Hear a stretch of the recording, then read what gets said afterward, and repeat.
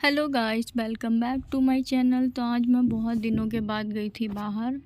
कुछ ऐसे ही काम था तो हम दोनों गए थे, क्योंकि दोनों का ही काम था। तो ये जा रहे थे आगे आगे और मैं थी पीछे पीछे इनके। अब मैं आ गई थी अपने घर के मेन रोड पे और बाहर बहुत ही ज़्यादा धूप थी। घर में रहो तो पता ही नहीं चलता है कि बाहर का मौसम कैसा है, क्योंकि रूम तो बहुत ठंडा रहता है और बाहर में तो जब जाओ तभी पता चलता है कि हाँ आज कितनी गर्मी है या ठंड है। तो बाहर तो बहुत ही ज़्यादा गर्मी थी। रास्ते में ग्रॉसरी की शॉप थी तो फिर बोले कि चलो कुछ कुछ ले लेना, बट मुझे तो कुछ लेना ही नहीं था, क्योंकि मैं इतना बिस्किट ये सब मिक्सचर सब खाती ही नहीं हूँ। फिर भी बोले चलो देख लो, अगर कुछ पसंद आता है तो ले लेना। मैंने कहा चलो ठीक है।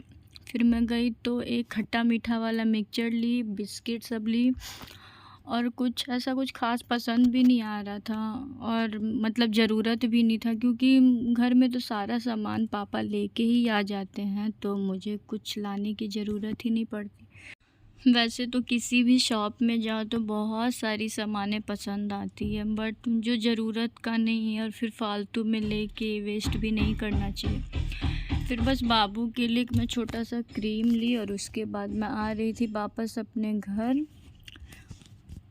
ये हमारी घर की गली है, क्योंकि पूरी टूटी फूटी है, ये बनेगी इसलिए पूरा तोड़ फोड़ रखा है।